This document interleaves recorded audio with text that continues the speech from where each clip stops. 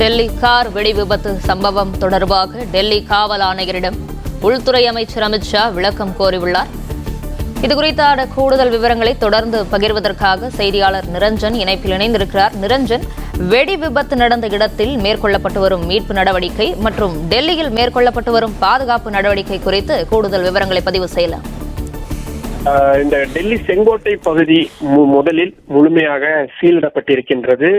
வரக்கூடிய வழி, செல்லக்கூடிய வழி என்று இரண்டுமே சீலிடப்பட்டிருக்கிறது.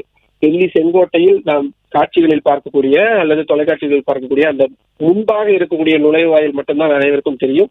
டெல்லி செங்கோட்டைக்கு பேரலாக அப்படியே பின்புறம் இன்னொரு சாலை என்பதும் செல்லும். அது பெரும்பாலும் பொதுமக்கள் பயன்படுத்தாத சாலையாக இருந்தாலும் கூட, ஏனென்றால் சுற்றுலா பயணிகள் இந்த இடத்தில் தான் வருவார்கள்.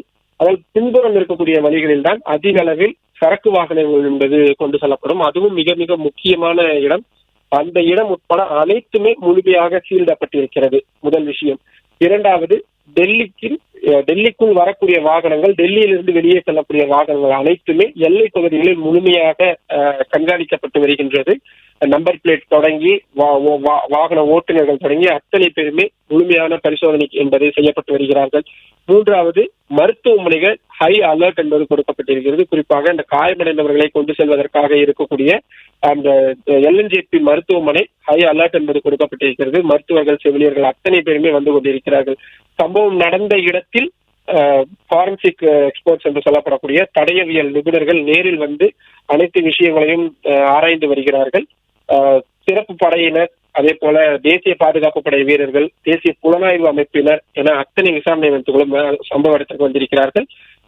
டெல்லி காவல்துறையின் கமிஷனரிடம் மத்திய உள்துறை அமைச்சர் அமித் ஷா அவர்கள் தொலைபேசி வாயிலாக தொடர்பு கொண்டு இந்த சம்பவம் எப்படி நடந்தது, என்னென்ன காரணங்கள் சொல்லப்படுகின்றது, காயமடைந்தவர்கள் எங்கே சிகிச்சை அளிக்கப்படுகின்றார்கள், விசாரணை எவ்வாறு சென்று கொண்டிருக்கிறது, எத்தனை மூத்த அதிகாரிகள் சம்பவ இடத்திற்கு களமிறக்கப்பட்டிருக்கின்றார்கள் உள்ளிட்ட பல்வேறு விஷயங்களையும் அவரும் கேட்டு தெரிந்திருக்கிறார்.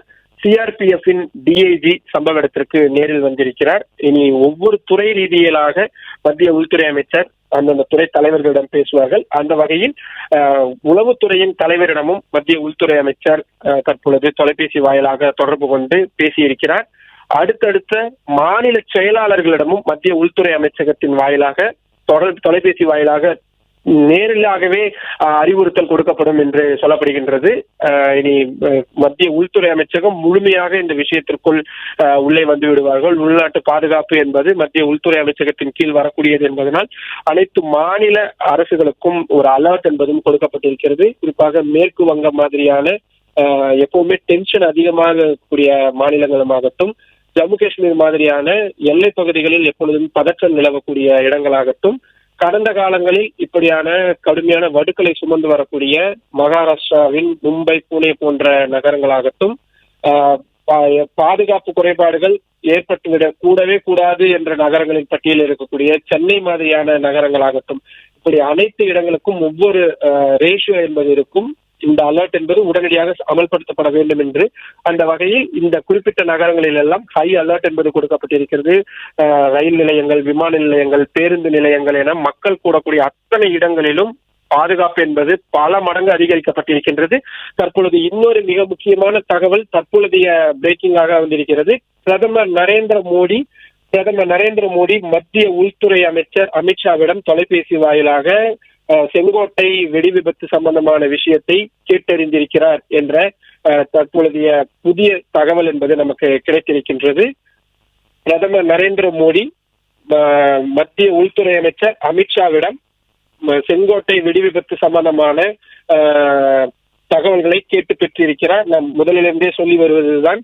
ஏனென்றால் பிரதமர் அலுவலகம் மிக முக்கியமாக இந்த விஷயத்தை கவனத்தில் கொள்வார்கள்.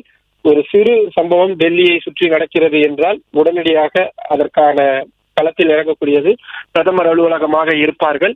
பிரதமர் நரேந்திர மோடி மத்திய உள்துறை அமைச்சகத்திடமும் சரி, மத்திய உள்துறை அமைச்சர் அமித்ஷாவிடமும் சரி இந்த வெடி விபத்து சம்பந்தமான தகவலை அவர் கேட்டு பெற்றிருக்கிறார்.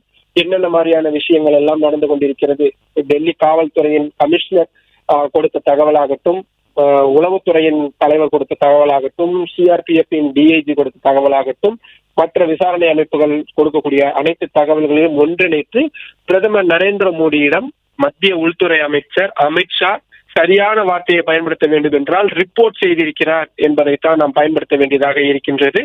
அந்த வகையில் பிரதமர் நரேந்திர மோடியும் உடனடியாகவே சம்பவம் நடந்து கிட்டத்தட்ட 1.25 மணி நேரத்திற்குள்ளாகவே பிரதமர் நரேந்திர மோடி மத்திய உள்துறை அமைச்சர் அமித்ஷாவிடமிருந்து இதற்கான தகவலை கேட்டு பெற்றிருக்கிறார். ஹை அலர்ட் என்பது டெல்லியின் விசாரணை அமைப்பும் முழுமையாக வந்துவிட்டது, அதே போல அரசியல் ரீதியிலும் முழுமையாக வந்துவிட்டது என்பதான விஷயமாகத்தான் இருக்கின்றது. என்றால் உயிரிழப்பு என்பது அதிகரித்து வருவதாக தொடர்ந்து தகவல்கள் சொல்லப்படுகின்றது. மற்ற மாநிலங்களில் எப்படியான அலர்ட் என்பது கொடுக்கப்பட்டிருக்கிறது என்பதையெல்லாம் பிளே ஸ்டோர் மற்றும் ஆப் ஸ்டோரில் இருந்து பாலிமர் செயலியை QR கோடு மூலம் பதிவிறக்கம் செய்யுங்கள். செய்திகளை உடனுக்குடன் பெறுங்கள்.